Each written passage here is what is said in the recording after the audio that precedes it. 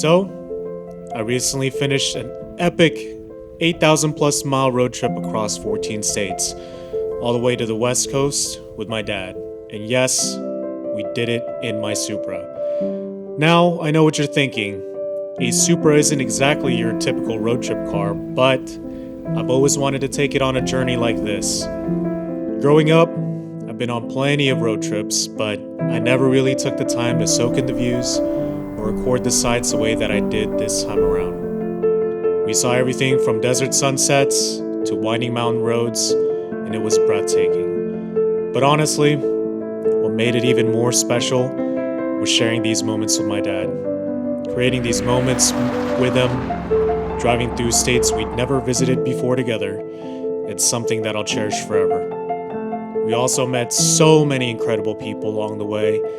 It also reminded me how much you can connect with complete strangers when you're out there on the road. This trip was definitely for the books, and I'm so glad I got to experience it in my dream car with my dad right there beside me. So let's go ahead and see how the trip went. All right, guys, today is the day for me and my dad's road trip. So before we go, of course, I want to show you guys what the car looks like. We might have overpacked basically, but I didn't want to be out there in the middle of the road and not have like tools and stuff. So what we actually did was everything that we are going to take out often, in our stopovers and stuff, it'll go on the top. So that includes our luggages, backpacks, whatever it may be. And then on the right side, if you guys come back here, you'll see, if you guys follow me on Instagram, you would have seen this already, but here in the trunk, we have all of the tools and a cooler as well, because we're going to take some food, so we're not like spending crazy money on food. But yeah, Supra's ready to go. So 4 years ago, me and my dad talked about going on a road trip. I think he kind of meant that jokingly, but I did take it seriously, and now today is the day for us to do that. But yeah, you guys will see with the B-roll everything how the car looks like. So if you guys are planning on doing something as in-depth as this type of road trip, then hopefully this will give you guys some inspiration. But let's go ahead and hit the road, and then we'll do a couple of clips and just updates on how the car is doing. And then you guys will see the destinations that we go to. So next stop is Colorado. So see you guys in a bit.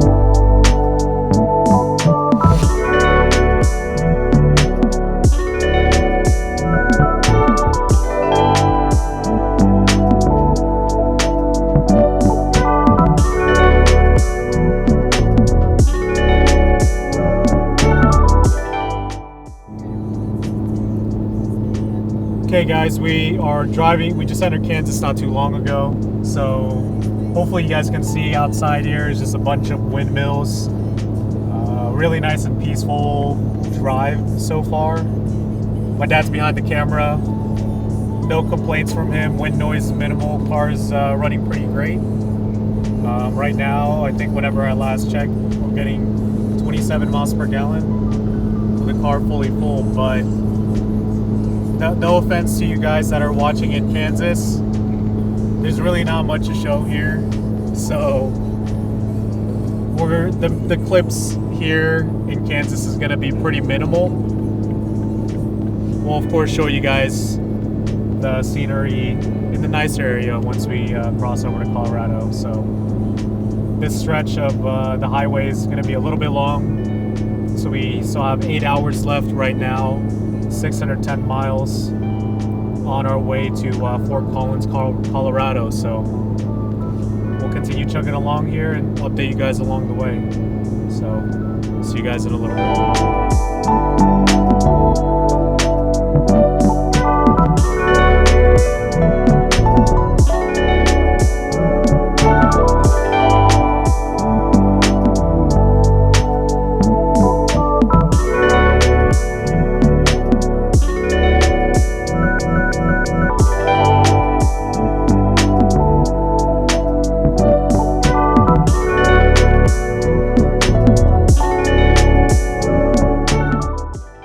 All right, quick update, guys.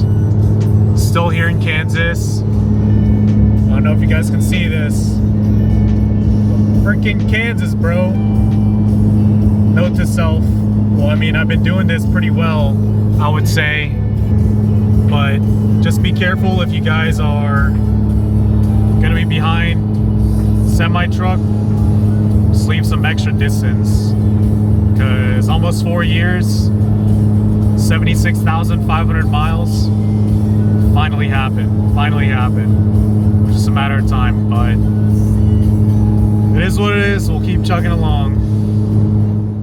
A few moments later. All right. After, what was it, 7 hours of driving, finally through Kansas.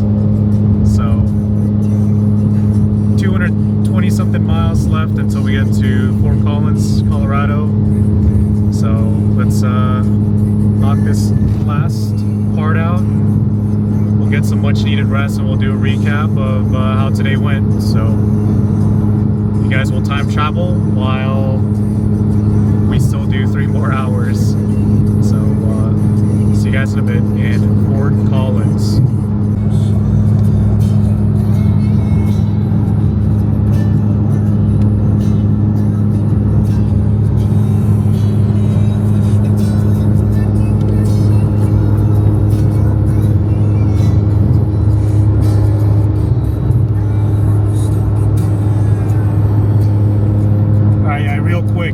How do you think today went so far? I think it went really well. Can't complain. Car is comfortable. It doesn't feel like it's a sports car. No complaint. It's a good start. Awesome. All right, there you guys have it.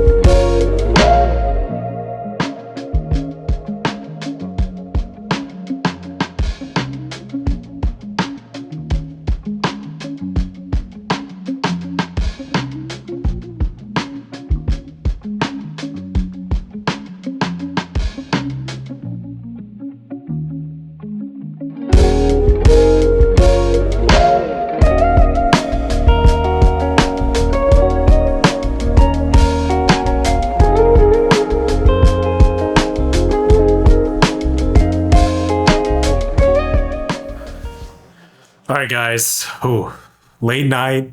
So if I look tired, that's definitely why. Obviously, just got done with a 10-hour drive. So to recap everything, obviously you guys saw clips as my dad and I were going through Kansas and into Colorado. So all in all, I mean, everything went pretty smoothly. Like I was monitoring the temps, oil temp, coolant temp, oil pressure, fuel pressure, all that stuff. So everything is great in that regard. So again, big thanks to Tony for looking over the car, and of course for everybody involved in building the car. Mikey, Brian, David, Matt, all of y'all, you know who you are. So I appreciate that. But yeah, I mean, car performed fantastic. I mean, we drove 700 plus miles today, and even with us going like 80, 85 miles per hour with all of that weight on the car with our luggage, I mean, you guys saw everything that's in the car. We still got like 24, 25 miles per gallon. So obviously that is on normal gasoline. So honestly, if we weren't carrying that much stuff, we would have probably gotten close to 30 miles per gallon, even with the ski box. So obviously, that's going to affect your MPGs. But yeah, I'm very impressed. I'm not surprised because I knew that the car is capable of it. But in this first leg, it performed awesome. So you guys heard a clip of my dad talking about his thoughts. But yeah, I mean, finally got through Kansas. Such a boring drive. Literally, just all you see is just flat land and the national or the state tree, which is the telephone poles. Plenty of those. But once we got into Colorado and we got to the bigger cities, obviously it was a little bit nicer. It was just weird because whenever we drove through Denver, there was like random ass rain, and then once we continued to head north towards Fort Collins, there was like torrential downpour with like crazy crosswinds, but that only lasted for about 10 minutes, and then we got out of there and into Fort Collins. So tomorrow we are going to hit up Grand Teton National Park into Yellowstone. So next 2-3 days, we're going to spend 2 nights in Moran, Wyoming. And then we're going to go to Gardner, Montana right after that. And after that, we're going to head west, straight through the state of Washington into the Seattle area. So going to be an exciting next couple of days. So stay tuned and you guys will join us on the adventure. But now it's time for some much needed rest. So good night, guys. The next day. All right. So following morning here in Fort Collins, we are going to head over to Jackson, Wyoming. So it's going to be a pretty scenic drive. So make sure you guys stay tuned. Of course, there will be B-roll. So I'm pretty excited for that. I forgot I actually do need to take the drone out, but so far so good. We'll see how this baby performs. Another, maybe 500 miles today. So crossing over the 1,000-mile mark in this road trip. So continue on this journey with us, and we'll see you guys in Wyoming.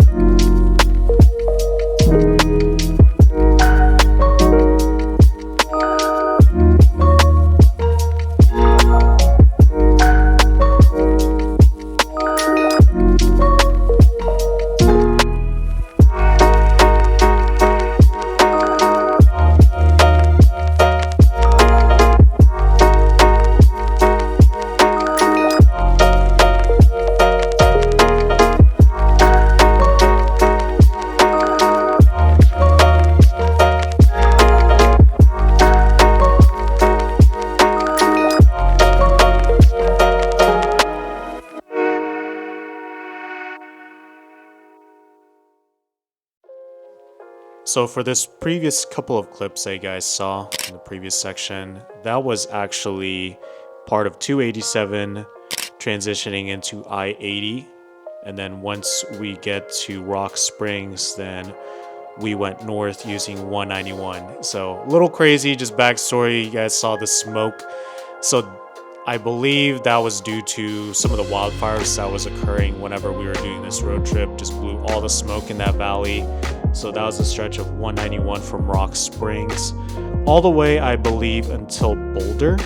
So it cleared up after that. That's where you see the really nice mountains where just air cleared up. Finally, you can see everything. So super, super relaxing stretch of the drive. It was really cool to see the transition from just the plains of Colorado transitioning into the forest, the mountains, which you guys can see here. So this gets a little closer to Jackson, Wyoming, which is a really beautiful town. If you guys ever get a chance to go there, I mean, it's beautiful now, but some of the people that I've talked to said it's even more beautiful during the winter. So really nice area. You can see with the double lanes on each side. It's pretty popular area, along with just more and more trucks, more and more people. A lot of people retire here, as you can expect. You got money, you just want to enjoy the sights, so that's exactly what you get. A little bit north of Jackson is actually Grand Teton National Park. A little further north of that, like 30 minutes, is Yellowstone. So you guys will see that on the next episode. So make sure to subscribe and stay tuned for that stretch of the trip. Of course, you guys will see a lot of beautiful videos. Even I'm surprised watching them that they turned out this well, but I'm just excited to share with you all. Took a lot of stills as well during this stretch of the road trip, this particular day, and then what you guys will see on the next episode. So make sure you guys follow me on Instagram. So really excited to share this with you all, and hope you guys enjoy. Let me know your thoughts below, and I'll see you all on the next episode.